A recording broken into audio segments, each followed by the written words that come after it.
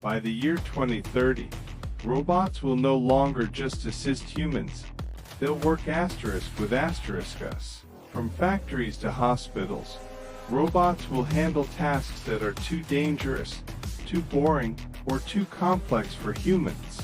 Imagine walking into a restaurant where robots cook your food, deliver it to your table, and even clean up after you. In Japan and the US, this is already becoming reality. By 2030, personal robots could help the elderly, teach children, and even act as digital companions. AI-driven robots will learn emotions, gestures, and language, making them feel almost human. But here's the big question: will robots replace human jobs, or will they create new ones?